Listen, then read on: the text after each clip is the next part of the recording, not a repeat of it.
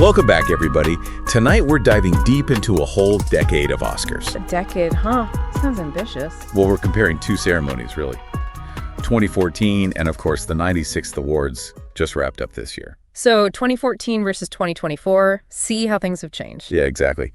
Categories, nominees, who took home the big prizes, and maybe even revisit some of those Best Picture arguments everyone had, you know? Always fun to stir up those debates. But seriously, this could show us how Hollywood storytelling has shifted, maybe what themes stay the same, you know? Like, are there echoes of what was big back then in the movies we're celebrating now? Right, that's the fascinating part. So let's unpack 2014 first. Anyone remember where they were a decade ago? Big year. This was when Gravity just cleaned up, right? Got the awards, yeah. 7 Oscars. 7, including Cuarón for Best Director. It's Alfonso Cuarón, yeah. But then 12 Years a Slave got Best Picture, which, yeah, always sparks discussion. Different movies, impactful in their own way. Gravity was mind-blowing visually, though. Right. Hadn't seen anything like it. It wasn't just spectacle. I mean, technically, it was a huge leap forward.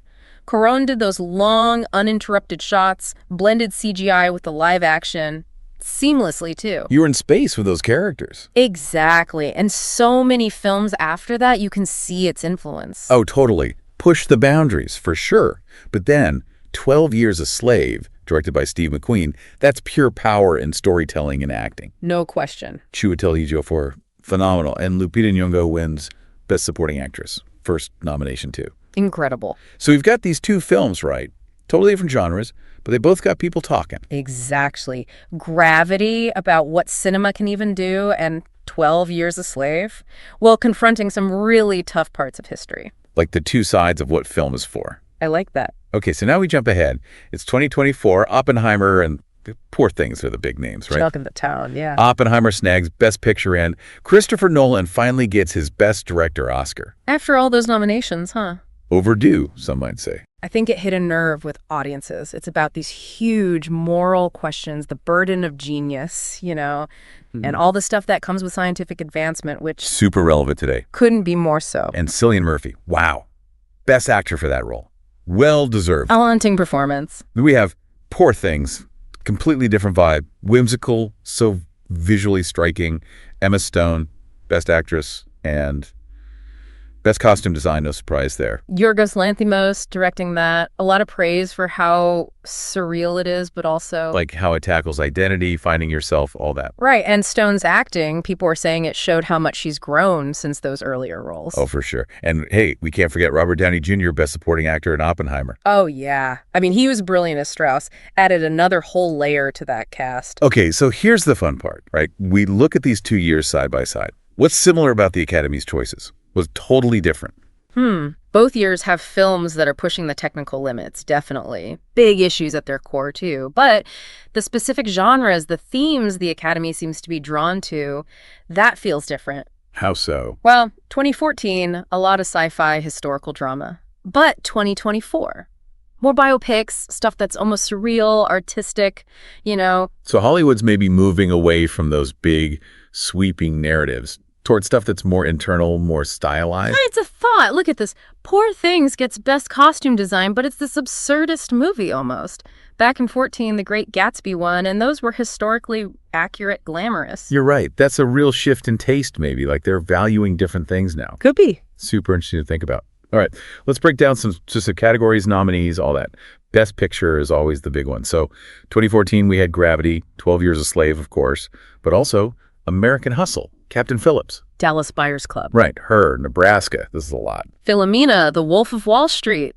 They really ran the gamut that year. From con artists to, like, quiet little character study. Exactly. Big entertainment and stuff that makes you think. Okay, 2024 Best Picture nominees. Oppenheimer, Poor Things, we know those. Sake. Killers of the Flower Moon. American Fiction. Barbie, even. The Holdovers. Rustin, May, December, and The Zone of Interest. That's a lineup that leans heavy, doesn't it? Definitely. Historical figures, social issues, the darker sides of things, you know. Even Barbie, which is fun on the surface. It's still got those layers about what society expects, what it means to be a woman. Right. More depth than you might think at first glance. So it feels like the Academy is looking for movies that do more than just entertain. Right. They want us to think, to talk about these things afterward. To be challenged, maybe? Hmm. Okay, before we go on to the other categories, let's talk about the people who are nominated in both years. Yeah, that's interesting. What jumps out at you? Well, Christopher Nolan, obviously. He was up for Best Original Screenplay way back in 2011 for Inception, then again in 2015 with Interstellar. Right, and now he finally wins for directing Oppenheimer. Shows you sticking to it, pushing boundaries creatively, it can pay off. It can. And then we have Emma Stone, Best Supporting Actress nomination in 2014 for Birdman, that crazy movie. Yeah. And now she's Best Actress for Poor Things. Quite a trajectory, eh? Shows growth, right. Yeah. And maybe the Academy rewarding actors who really transform themselves take on these tough roles. I like that. Okay, let's delve into those other categories, see how things have evolved over the decade. The categories that don't always get the spotlight, but are essential to how a film hits you, emotionally, visually. exactly. Welcome back to our Oscars deep dive. We've talked big picture, right? Those shifts between 2014 and 2024, but let's zoom in a bit. Yeah, get into the detail. The categories that people don't always talk about, but They're huge. huge for how a film works, how it makes you feel. Think about it. How many times you've been blown away by a movie, just visually, or the sound gives you chills? All the time. For me, it's cinematography a lot. Like, that's the art of it all, right? Using light and framing and how the camera moves to tell the story visually. That's it. And 2014, Emmanuel Lubezki wins for Gravity, Best Cinematography. Amazing work. Not just pretty pictures, though. Conveying the feeling of space, vastness, being alone out there. Those long, unbroken shots. You really were adrift with them. Right there with the characters. Okay, fast forward.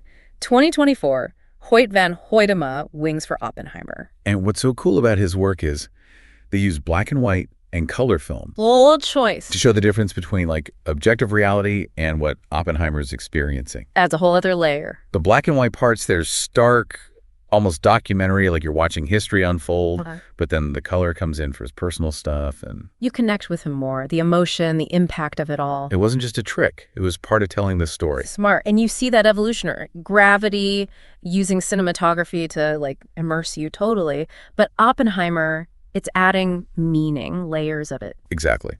Shows how the craft's changing, what they can do with it now. Okay, visual effects, another category where tech and storytelling, they meet.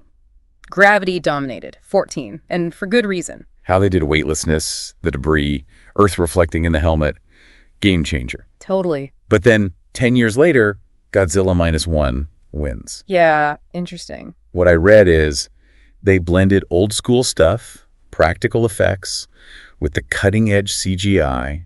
They even build miniatures of Tokyo for the destruction scenes. That's dedication. And it speaks to something happening across the industry, I think. Going back to practical, even when the movie's, like, fantastical. To make it feel more real, grounded. It's not just about how flashy it is anymore, it's about... Making it fit the story. Right. And sometimes those older ways combined with what we can do now. Magic happens. It does. All right, enough spaceships and monsters. Let's get down to detail. Costume design. Okay, love this category. It tells you so much about the characters, the world they're in. 2014, The Great Gatsby wins. No surprise. Those dresses, the suits. Dazzling. Right. Taking you back to the 20s. Totally glamorous, capture the whole era. Yeah. But then, 2024, Poor Things wins, and Wildly imaginative. nothing ordinary about those outfits. They mixed historical and futuristic, you know, reflecting that surreal tone, the main character's journey. It's more than just, did they get the history right? It's using costumes to tell the story visually, to create a whole mood. And they did. The costumes are almost characters themselves in that one. Absolutely. Let's talk about something else we take for granted when we watch a movie. Sound. So important, though. Atmosphere, emotion, it all comes from that, too. 2014, Gravity, again, wins for both sound editing and sound mixing. Remember those moments. Total silence, then a tiny creak of the spacecraft. Or Sandra Bullock just breathing hard. Yeah. So effective. Terrifying, almost. Made you feel how dangerous space is, more than the visuals, even. Right? But here's something that stuck with me. 2024, The Zone of Interest wins Best Sound. That film, set in a Nazi camp. How do you even do sound for that? Sensitive subject for sure. Without being too graphic, you know. Well, they used sound to suggest things rather than show them. Distant screams, the trains going by, dogs barking. Constant reminder of what's happening. Paints the picture in your mind. Stay with you longer. Exactly. Sound can be just as powerful as visuals for those tough emotions, historical stuff. It's not always about what we see, it's what we hear and how that makes us feel. So true. And speaking of feeling, let's get into the categories where it's all about the heart of filmmaking. Writing, directing. The storytellers, the ones with the vision. Bringing it all to life. Ready for this? I want to see how these have changed, what we can learn comparing those 2 years. All right, welcome back, everybody. Wrapping up our little Oscars time travel here, and now we're getting to the folks behind it all, right? Behind the scenes, yeah. The writers, the directors. Yeah. They make these stories happen. Taking those words and making them into a world we can see, feel. Exactly. Okay, so Screenplay Awards first. 2014, John Ridley wins Best Adapted Screenplay for 12 Years a Slave. Powerful stuff. Adapted from Solomon Northup's book, right?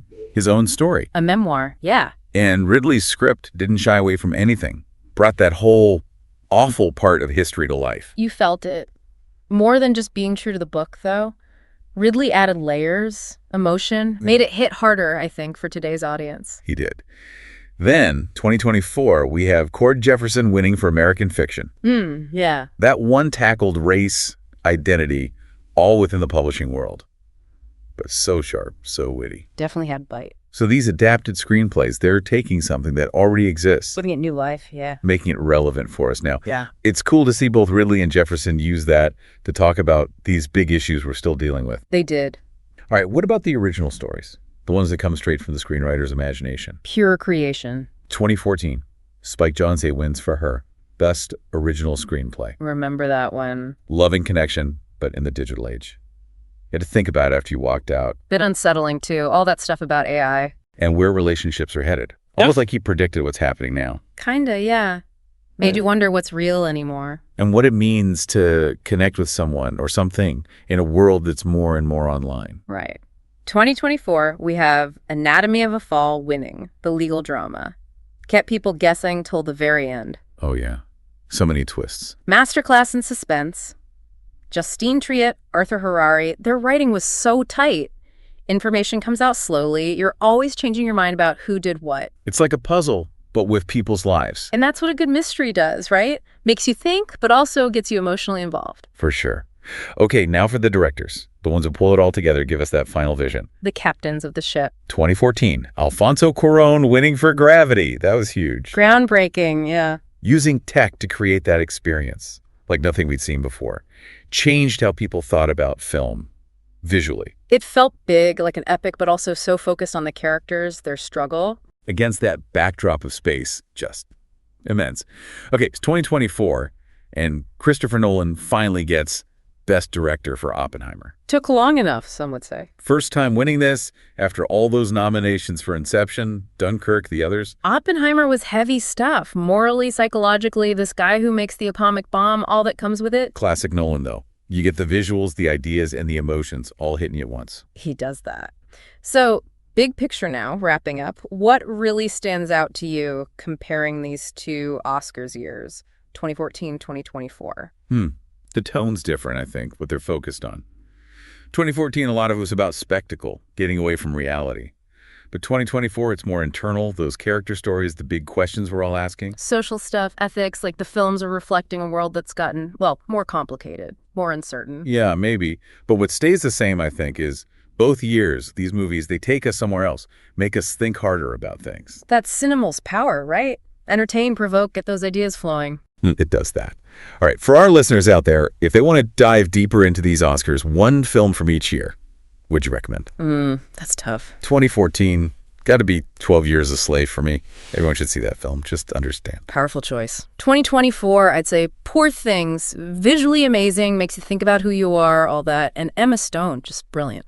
Excellent picks. And that's our deep dive, folks. Decade of Oscars done. Hope you enjoyed the trip. Got some ideas for your next movie night. Until next time, happy watching.